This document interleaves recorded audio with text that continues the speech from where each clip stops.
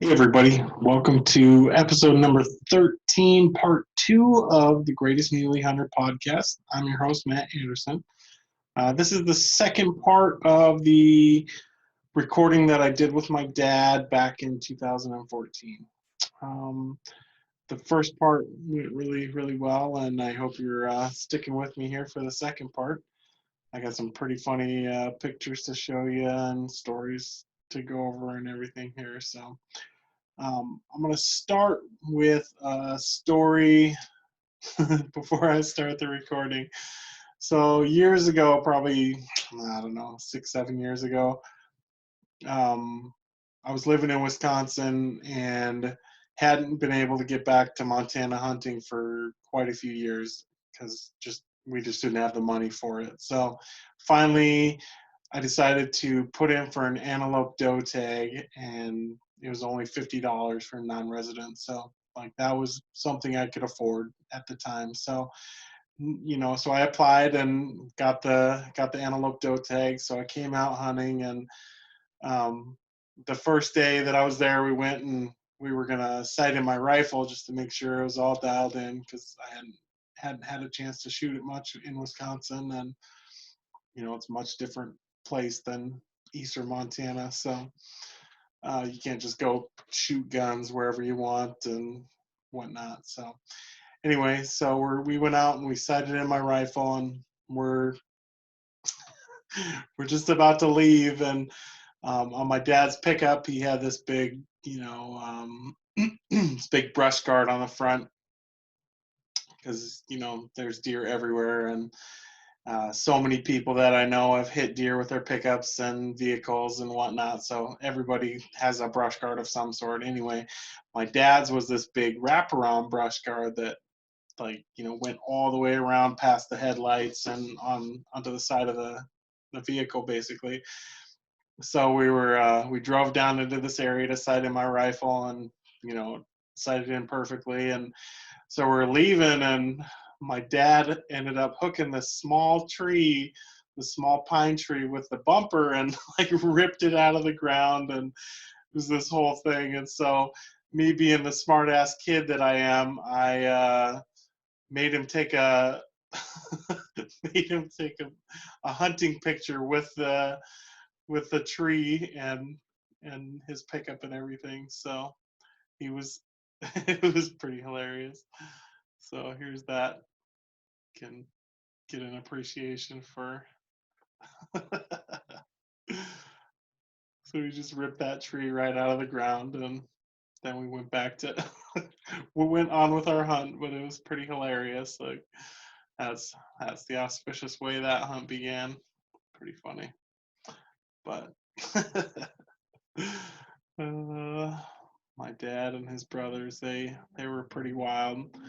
Um, they on a couple different occasions they caught and raised baby mule deer fawns like at their house, which is pretty crazy. So this is a picture of my dad, his brother Joe, and I'm not sure, maybe Dwayne is the little guy, but my dad's the one not with the cowboy hat.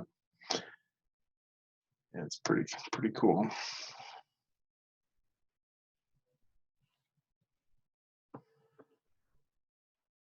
So the first one that they raised was a little buck fawn, and it got it got pretty mean, like as it got bigger, and they ended up selling it to a traveling circus that had come through just randomly. Not too sure how it all came about, but they they led a pretty wild life there in Ashland. Pretty crazy. Anyway, here's the recording, starting up right where we left off on part one. So thanks for joining and enjoy. Yep. So all in all, not a bad life. Yeah. Like I say, we all come out of it pretty good. Yeah. Wound up making a pretty good life for all of us over the years. Sure. Done Really well considering where we started. Yeah, definitely. Definitely. Yeah. So yeah, when you were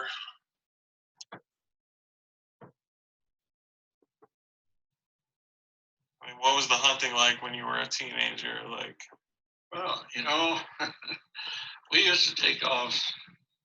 We'd get up during the hunting season. We'd get up early in the morning.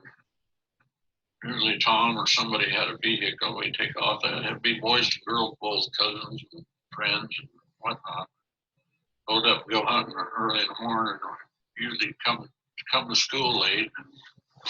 Shoot some deer every once in a while. But you drive out in the morning, go around Beaver Creek between East Fork and Beaver Creek. You'd probably see 500 deer. Not necessarily a lot of big bucks, but some big bucks. yeah, Once the rut started in, there were big bucks everywhere. yeah, It was amazing. It was absolutely amazing how many deer there were in that country, and it wasn't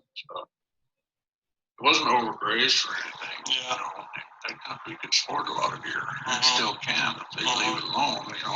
Yeah. But yeah, it was amazing, absolutely amazing. I took Joe's Jeep. He had a full plywood cab on end. We went over into Beaver Creek and Liston Creek with it. Me and Donnie and Norman and Jack and Dick, I think. Myself. We come back, we went over into Beaver Creek and crossed over into Liston Creek, and we come back that night. We had 5 big bucks on that old Jeep right over there. It's where you could tie a deer. We had deer hanging. It was that kind of a thing, and they were, not necessarily great bucks, but good bucks. 23, 24, 25-inch bucks were. Yeah. I would say at that point in time, a 25-inch buck was the average. 24, 25 was an average buck. Sure. And of course, a lot from there, but most of them that you took were in that 24, 25-inch range. But my God, you just cannot believe how many deer were in that country. Mm-hmm. Just you had to see it.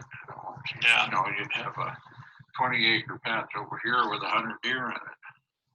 Another one over here with another 100, maybe 50 over here. Sure. And how many you see going up down the road? 100 deer, maybe. Yeah. It was unreal, That's man. crazy. Just crazy. It was.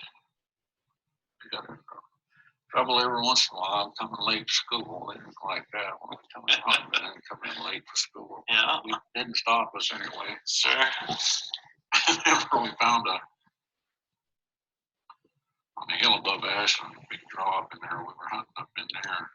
That time they let us hunt. It was on trustlers. Somebody, I don't know whether, how was it? Yeah, we found a big buck in there. He was 35 inches wide, 4 points, still in velvet. Huge buck. We took one of the girls that shot a doe. My cousin's wife now, they hunted with us all the time. We took a flap of deer hide and set that big old head on this doe and laid that flap over and took a picture of it, wound up in the ear.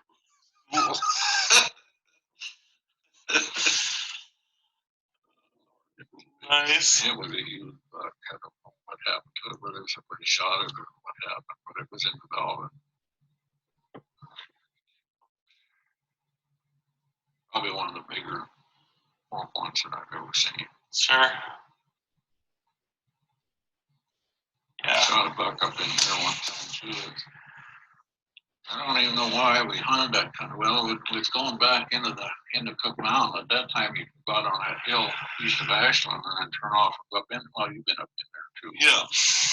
But even before that, we could hunt that private line all the way up. And all there was just a little pocket of trees over this head of this draw, some cedar brush, maybe a pine tree or two. I decided one day I'd walk over there and check that out. I jumped a 28-inch buck out there and dumped him. Never such a big buck, Yeah. remember, I'm sure he was at least 28 inches. Sure. But a lot of those deer in that country well, there was two kinds of deer in there. There was ones that come way out and then up just a little bit. Or there was ones that come out quite a ways and then went up high. Sure. And we see more of those now than we used to see a lot of those big flat bucks. That's where they come up with a lot of 30-inch bucks. They just come out. Sure. They just barely turn up on the end. Yeah. Would score good, but they make 30 inches. Yeah. Yeah. They didn't have any big forks or anything like that. Yeah. And they were kind of, and usually those bucks too weren't heavy horn buck. They were usually a light horn buck. Sure. A lot of times they were light colored horns too. Yeah. I don't know for what reason. I gotta take 5 and go to that. Sounds good. And we're recording. Okay. We're ready to run. Yeah. Okay. I was just gonna tell you that the buck that I killed in the head of that draw was maybe half a mile from where I shot that buck antelope out of the pickup. Oh, when you were bombing around? Yeah. That deal. Sure. Why don't you tell that story? Oh, that was kind of a funny story. We did this, we were kind of wild, like we said. We go out there, big old flat out there. There was always grouse out there, sharp-tailed grouse. So we go out there, drive it with a pickup, 2 guys in the back. It had a stock rack on it, so he had something to hang on to. You could stand up and hang on to the side of the stock rack with one hand and a shotgun with the other. Wonder we didn't get killed, but we didn't. Shoot grouse as they fly up, or try to. And anyway, we were out there chasing grouse, and all of a sudden this big buck antelope come up out of the draw there. I told Tom, get after him. So we helped till we were doing 40 miles an hour across that flat, chasing that buck antelope. Pulled up alongside of him, and then I stuck the shotgun out, bust her off, hit him right behind the shoulder, just piled him up. He was probably maybe 8 feet from the end of the barrel when I shot him. I shouldn't tell that story because it's not a. No, that's. But I think the statute of limitations are way out. I wouldn't worry about it too awful much. I'm not going to, but anyway, it was kind of a funny deal. We used to hunt jackrabbits at night in the wintertime. Go out all night, shoot jackrabbits. They turn white in the winter. At that time, there were a lot of fox and mink farms in Montana, and they wanted these jackrabbits to feed the foxes and mink, and then we would get anywhere from 50 cents to $1 for each jackrabbit. Sure. And 50 cents would buy you a box 22 shells. Yeah, for sure. Or $1 even would buy you a box 22 shells. Yeah. But we'd go out and maybe shoot 100 jackrabbits a night. Sure. Buy our gas and buy our ammunition, just have a hell of a good time, Wow. Now there's hardly any jackrabbits left, and it wasn't because of what we did, Yeah. It was, I don't know what happened to them. Once in a great while you'll see one, but. Sure. Yeah, I can't remember ever seeing one. Yeah, I know. It used to be, you couldn't go into the sage anywhere without jumping out some jackrabbits. Sure. I think the disease went through them and they just had to come back. Yeah. Other years since we shot them like that. Yeah. I don't think we did the population too much. Yeah.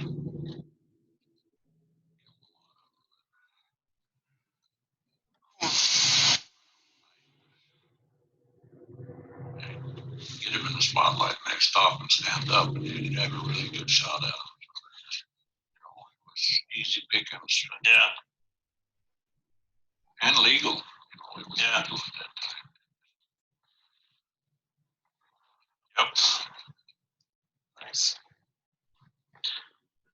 And we run into a flock. I remember running into a flock of grouse like that with the spotlight, and they were just like windstorm hit a bunch of leaves, and it's just going everywhere.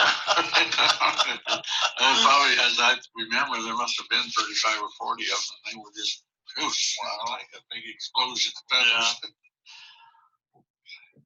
Sure. Oh, you wanted to ask me something? Oh yeah, the back in '66 in Colorado, 28-inch 4-point. When you went with that coworker. This was the time we went in by Steamboat Springs. Yeah. Yeah. We went up through there, we left. The fellow I was working at Jefferson County Highway Department at that time. That I worked with invited me to go with him. He had at that time, a Ford 4-wheel drive flatbed pickup. Pretty good old truck, at that point in time. We get over by Steamboat Springs and we're starting up into the mountains, and there's a foot of snow on the ground. Somebody up the front breaking the trail in. We get way up in there, about as far as anybody could go. And come find out the guy breaking the trail in was driving a 2-wheel drive Dodge pickup with chains on. But he let us in there, and then we set up camp. I don't remember what we had for. Must have some tents or something, but I don't really recall what we had. We got up the first morning and took off. I always carried a pack board with me. Went over the ridge behind camp, big long ridges running down, aspen and pine tree mixed. I remember seeing there was 2 big bucks. I couldn't pick out one from the other as far as they were so close to the same size that it wouldn't make any difference which one you shot. So I just shot one of them. I got over there and about 200 yard shot, as I remember now. I have Remington 721, 30-06. Yeah, I think you're right. Anyway, I shot that buck. Went over there, and it was a 28-inch 4-point, so I skinned him and boned him out, cut the horns off. I had a hatchet with me and chopped the horns off the head, put everything on a backboard, packed it back in the camp. And my friend there, he also killed a big 4-point. I don't know. I don't think he walked as far for his as I did for mine. Anyway, we killed 2 big 4-points. We were actually the hunting elk, but we never did find any elk. But we got some big bucks anyway. Yeah. And it was just kind of just a damn much snow. You could just wear you out to go anywhere. Yeah. Just hard walking, slick and wet. Kind of a mess, but beautiful country, beautiful country. Big aspen parks, just miles and miles of nothing but aspen trees. Great country up there. Just went in there the one time.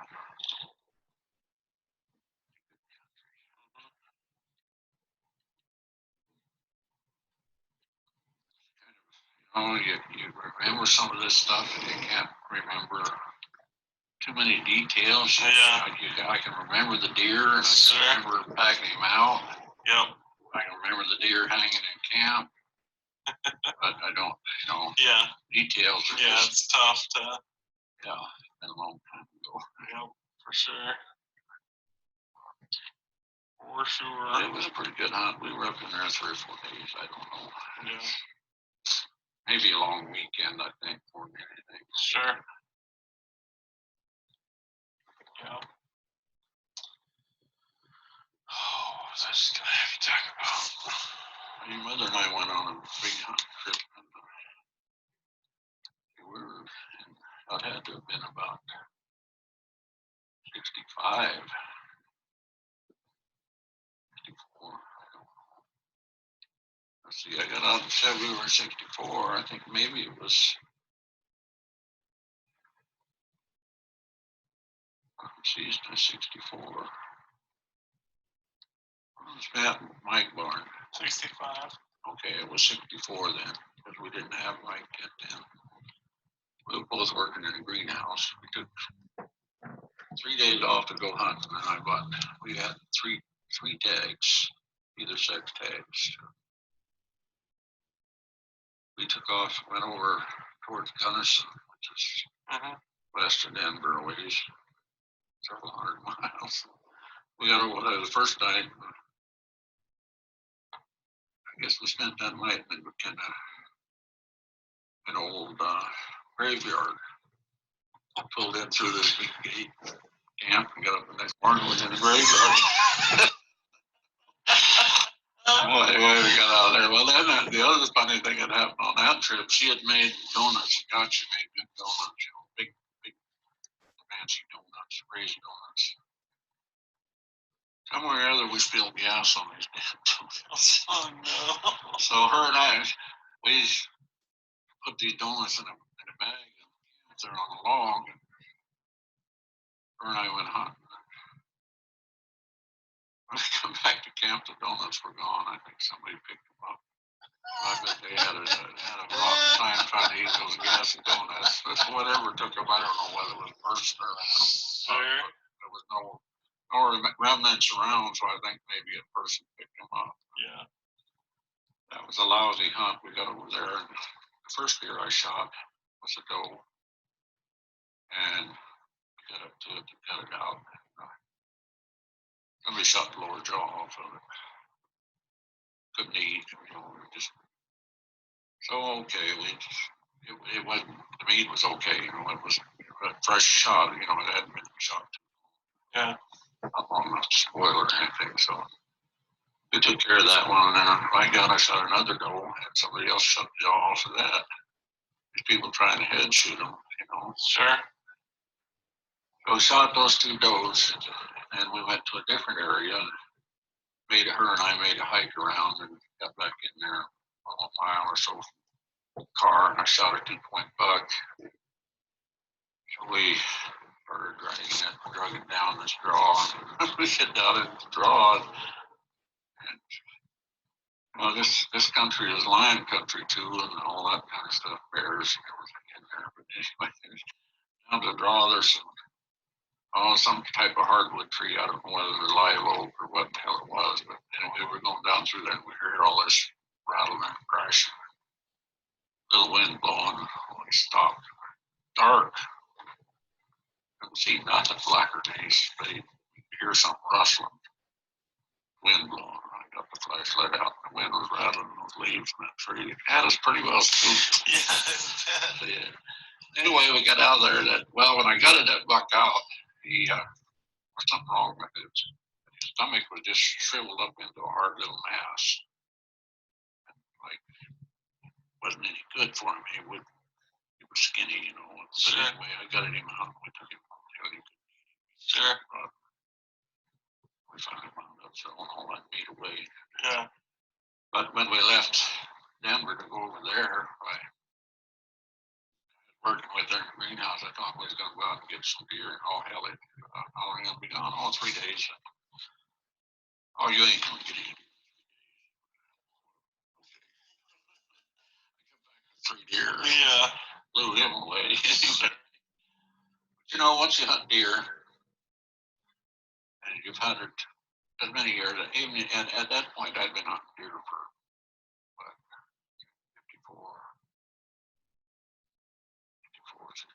10 years. Yeah. Well, I'd been in the process of hunting deer for at least 12 years.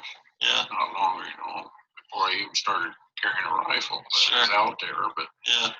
Once you hunt that long, you know where deer are going to be. You can look at a piece of country and say, okay, there's going to be some deer there. Yeah. That's just the way it is. That's where they're going to be. Yeah. It works that way. Yeah, that was one hunt we took.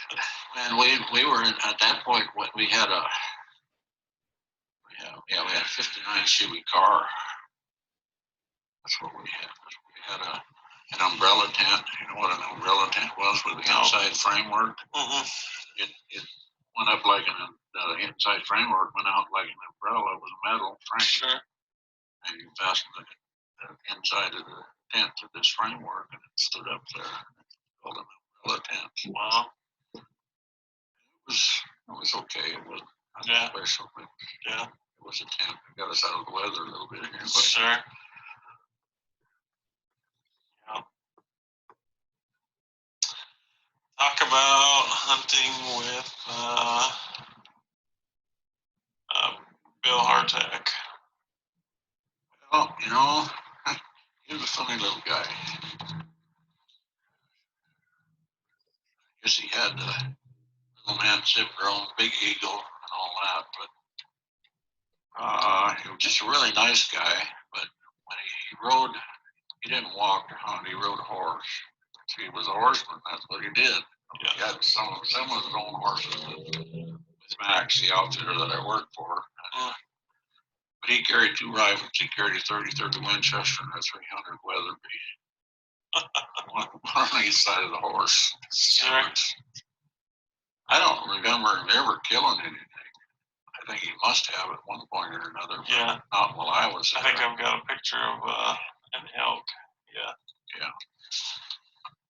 It's a different guy altogether. Oh, that is? Yeah, that's not Hartack. That's another.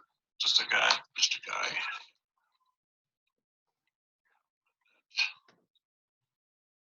We went into some really rough country there. It was on the west side of Ebgen Lake.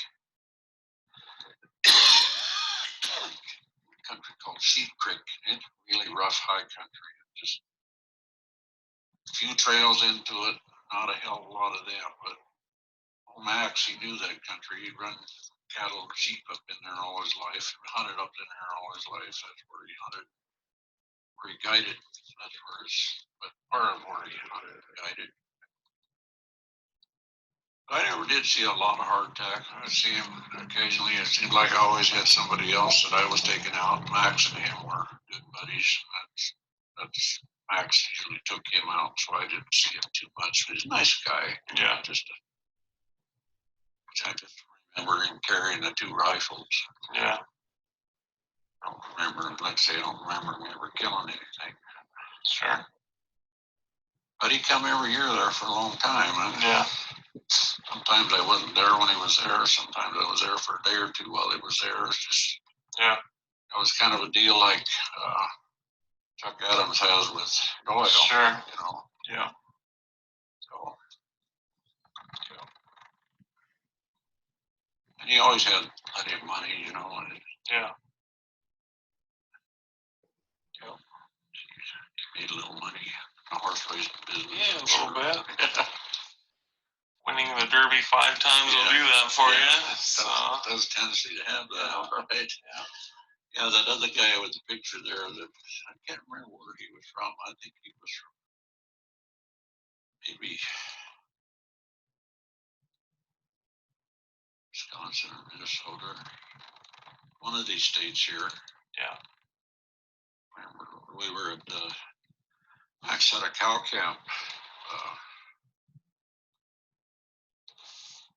What they call the Antelope Basin, which is right on the Montana-Idaho border. We were probably, the cow camp was probably maybe 4 miles from Idaho on the Montana side. Big long ridge run down into Cliff and Stone, or Cliff, what was the name of it? Wade Lake, anyway.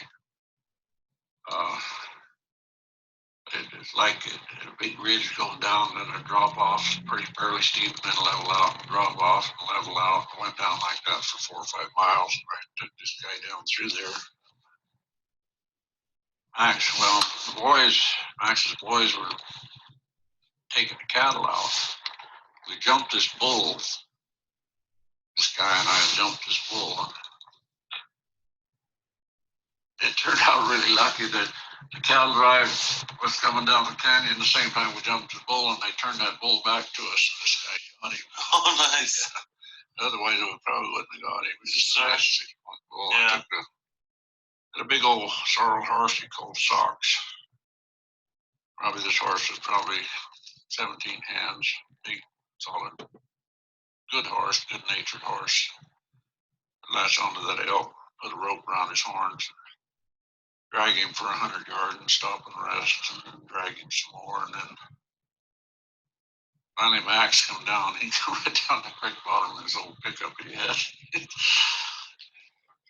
Crazy old man. Right down the bottom of the creek. It was a gravel bottom. It wasn't rocky or anything, just a gravel bottom. It wasn't muddy, it wasn't boggy or anything. We come down there and we loaded the elk into the pickup and hauled him up to the cow camp. Yeah. Talk about the time when When I went looking for the hunters, Yeah. We were up in there. We had, I don't know, 3 or 4 hunters with us, 2 of us. Got way back into the high country, and he sent these 2 guys down this one ridge. I had the other guys over on a different ridge. We hunted for a while and then come back to where Max was. Those 2 guys hadn't showed up. Oh, we waited for a little while. And finally, Max said, "Well, just take your rifle, just walk on down through there and see if you can find those guys. Take them right on through to the bottom. I'll pick you up down at the bottom with the horses on the trail down below. We have to go around. They had to go around about 4 miles to get back down into the bottom there." So, okay, so we did that. Down there about a half a mile and go down this big bare open ridge. Here come Max. Yeah, he says, "Those guys come back." He says, "Jump on behind me here and we'll go on down. We'll meet them down on the trail. They're coming around on the trail with the other horses. Just get on behind me." He's riding this big old white horse called Big John. It was a gelding, but he'd been cut when he was about 5 years old as a stud, and he still thought he was a stud horse. But anyway, that's the kind of horse Max rode. So I get on behind him and we take off down this big ridge. Dang, old John and Ridge, coming down off that ridge. We were making 30 feet to a jump. That horse was jumping. He wasn't running or trotting or loping. He was jumping down this damn ridge. I was hanging on for all I was worth, old rifle over my neck, banging me on the head and the back. We went down through there for half a mile like that. Finally got to the trail, and I was damn glad to find that trail. I'll tell you, I was ready to get off that damn horse. No more of that business. Yeah. That's funny. This was a character, a real old cowboy. He could do something with a horse, he could do it. There's a lot of things he couldn't do, but if he could do it with a horse, he could do anything. Yeah. First time I went in with him to hunt, one of the horses that got away from the cow camp on the ranch down below, they caught him. People from the ranch down below caught him and called back and told him they had the horse there. So, okay, he says, "We'll go get him." He says, "Get a saddle on him. He's a good gentle horse. You can ride him up through there, ride right up the canyon here to cow camp. I'll drive the pickup around. I'll be up in the cow camp when you get there." Okay, it's about 4 o'clock in the afternoon. 5 o'clock, it was getting dark. Blacker than the ace of spades, I'm riding up through there on this horse. Damn horse stopped. I kicked him a time or 2 and he wouldn't move, so I got off, and walked around in front of him and run into a gate. Couldn't see it, but I could feel it. Barbed wire gate fence. So opened the gate and let him through and closed the gate and got back on. You couldn't see your hand in front of your face, snowing like hell. Okay, I'll get going here again. But we take off. It seemed like we rode for hours. It probably was about an hour, maybe. Finally, the horse stopped again. Now what? Another damn gate, I suppose. So I get off and feel around. There's a cabin door. Well, the horse took me right to the door. That old horse knew exactly where he was going. Yeah. The master told me, he says, "You get in a situation like that, just let the horse go. He'll take care of you." God, he did. He took me right where we needed to be. Yeah. Got him in the corral and got him some hay and oats. Back to the cabin and called it a day. The first time I'd been in the mountains on a horse, do it at night, blacker than eggs. Yeah. In In a snowstorm. a snowstorm. Interesting, at least. Yeah, for sure. Yeah. We had some guys, well, I don't know what this guy was, he was nuts. That's all I can say for him. But all he did, he'd hunt. And first day I decided, this guy really wants to shoot something, and I'm not going to get in front of him.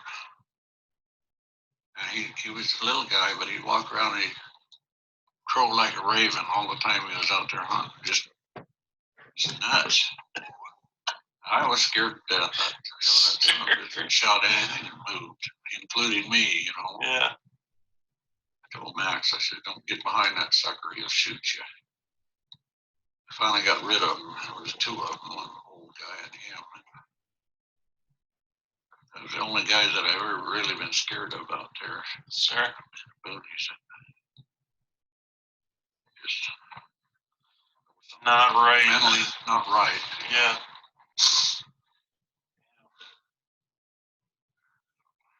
That's crazy. Definitely that. Mm-hmm. Talk about your mountain goat hunt. Oh my God, okay. Well, that would have been in about 57 was the first hunt, I think. 57, 58, yeah. First hunt was 57. Up to Big Timber and up into the Big Timber Canyon on the Crazy Mountains. Camped in a campground there. Took off from camp. Probably walked, a couple miles up the bottom of the canyon above the campground. The campground was the end of the road. Pretty good horse trail or walking trail, whatever. Pretty good trail anyway. But you just walk up the trail and glass both sides of the valley for goats. You spot one and you take off after him, and we always saw goats. There was always goats around. One, I don't remember what the hell happened. That was the second year. The first year, I don't remember the goat that I shot, but I know that I shot one. Yeah, I did too. I shot him. I had 257 Roberts at that point. It just wasn't enough rifles, those goats. They're the toughest animals I ever hunted. I shot that one goat and he just turned and bailed off this cliff for 150 feet down in the slide rock down below. When I got down to him, he didn't break his horn or anything. He was a good billy goat, probably about 8.5, 9 inches, I don't remember. Mm-hmm. Oh, we made a big mistake there and we decided we'd just go right straight down this canyon, dropping down ahead of us. Pretty steep, just about as steep as you could climb without ropes. We dropped him down and let him slide off these ledges and whatnot, get on down and follow him on down the best we could, and roll him some more and let him go and roll him some more. Finally, we rolled him down off one and we couldn't get to him. So we went around, had to leave him. It was getting late in the day. We went around and got down and back to camp. And back the next morning, we couldn't get up to him either. We lost him there and never did get him out. Yeah. Just couldn't get to him. No way with the equipment we had at the time. Sure. I think, yeah, it was that same evening when I went out, I run into a little black bear and killed him. It was the only bear that I've ever killed. He wasn't very big, probably a 2-year-old bear. Yeah. I remember the next day we went back and got the bear, skinned him out. I said, we took the meat out too, I guess. Must have. Anyway, coming back into camp with the backpack on with this bear hide on it. This big old dog come out of the campground. He's going to eat us up. He got up about 20 feet from us. We got a whiff of that bear and just yiped and turned tail and went back home. He didn't want no part of that bear anyway. So that was the first goat. We shot Joe shot one up there that was an easy one right in the bottom of the canyon. Got a big billy crossing the canyon. Shot one that was an easy one. Then we shot. I shot one the next year. I went up there. I was going to college, and up on the weekend, and I shot one on the wrong side of the mountain. I had to pack him back over top. At that point, dude, you had to take the bead out on a goat too. Not any damn good to eat, but you had to take it out. It took us a day to pack him out of there, and two of us packing him out. But I shot him, I don't remember, 2 or 3 times that just finally killed him. Yeah. Just wasn't enough rifle. Mm-hmm. And it was after that that I got to 30-06, I think. As I remember right. I traded that 257 to Joe for a rifle. I don't know what it was. He had it for a while. Sure. I don't remember a lot about the goat hunting. It was, other than it was damn steep and damn hard and scary as hell at times. Yeah. Those goats are tough and hard to kill. And Yeah. And when you get them, then you got lots of work ahead of you to get them out. Because it's just a nasty For thing. sure. If you get lucky and catch one on the bottom like the one Joe got, that's good. But the Yeah. rest of them we all work for. Yeah. It was real good.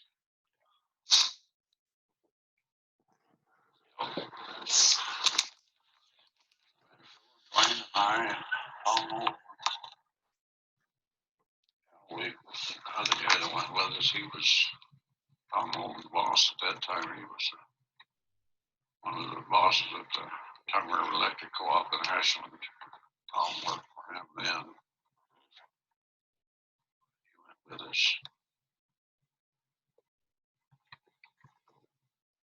Had a big old wall tent. I remember that. I don't remember who it belonged to. That was the steepest, roughest mountains I ever got into, right? Those crazy mountains, they're crazy mountains. Yeah. Crazy if you've been there too far. Yeah, for sure. For sure. But it was, it's all good times. You have good memories of all that stuff. I mean, sometimes you don't remember real good about what all happened or Yeah. how the kill was or anything, but it was just a hunt. Just a good time to be out there. Yep. And at that point, it seemed like every time you put in for a goat permit, you got one. I got two years in a row. We got goat permits. Yeah. Well, not too many people were hunting them. I think it was the big thing, Sure. Just wasn't a lot of them. But Yeah. it seemed like it was too hard to get a goat. Sure. Not worth the effort. Not to me, if at a hunt like that, you have to have the money when you get the animal to have the taxidermy work done. Yeah. That's something that you should do with something Sure. like that. Yeah. And we just didn't have the money to do it with. Yeah. Shoot a bear, I couldn't do nothing with it. I couldn't even Yeah. afford to get the damn hide tan. Sure. Yeah. And goats, yeah, we got goats, but what the hell do you do with them? You can't Yeah. afford to get them. Tax work, even then, taxidermy was pretty pricey, even for people like us, or Yeah. didn't do it. Yeah. For sure. That's why I kept that. But I had that big John for years before Mike finally got a head put on him. Yeah. But you can do that with stuff if you think about it. Yeah. Especially horned animals or antlers or whatever. You Yeah. keep them for years unless they burn up on you, and then that don't help too much. Yeah, definitely. That isn't a norm either, but No. it was a pretty good loss at that point. Some of those bucks you can't replace them. Yeah. You still have them in your memory, but you don't. Yeah. And the cameras then too were Well, exactly. I mean, You didn't have look at all these a little bucks. box camera that. Yeah. Yeah. I mean, it's so easy to take pictures now, and yeah.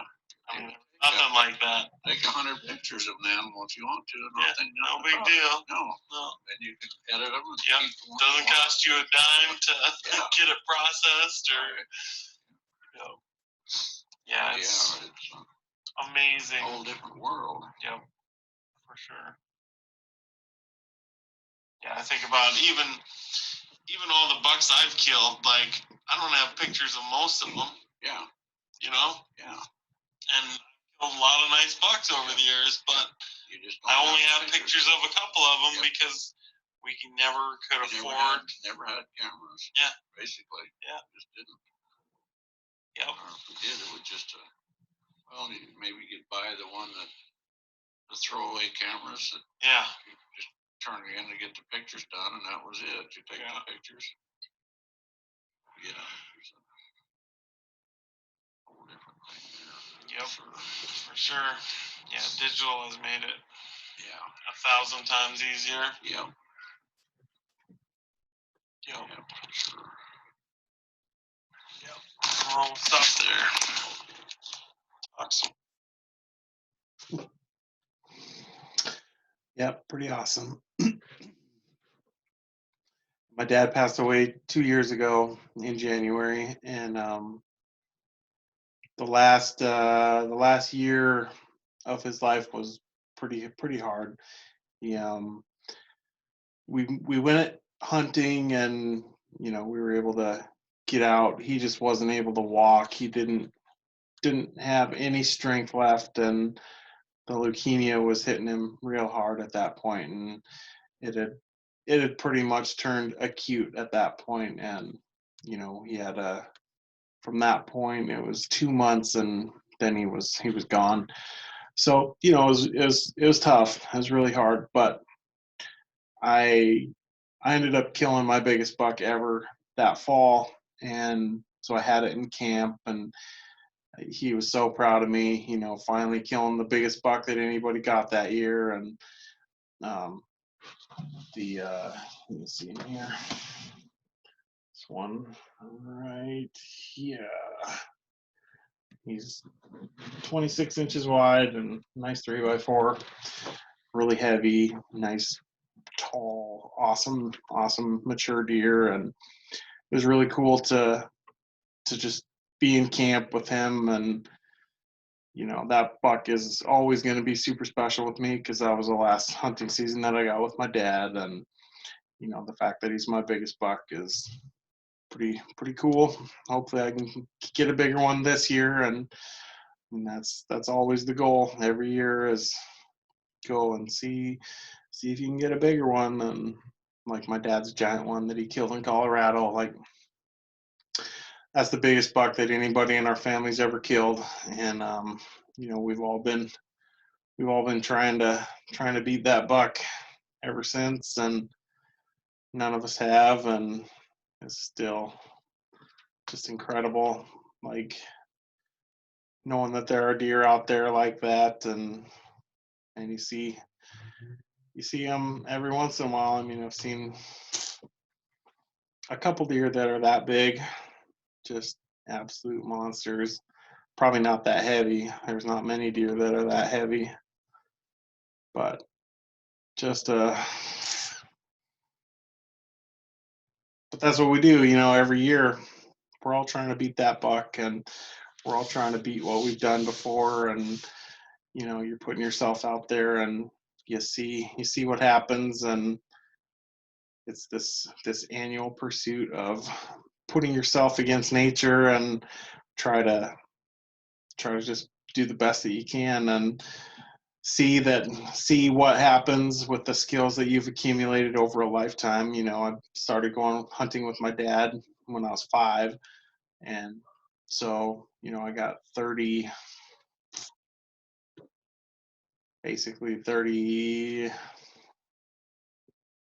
good seasons with him. And that's an incredible thing.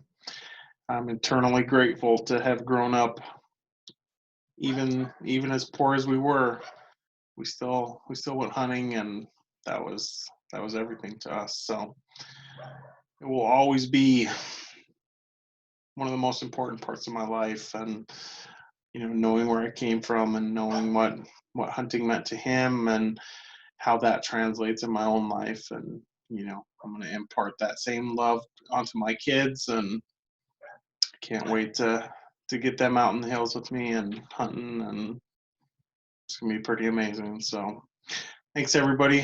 Join me soon. I'm gonna have a new episode with Shad Huber in the not too distant future here, and some other new guests as well. So thanks for tagging along on this journey, and I'll see you again soon. Thanks.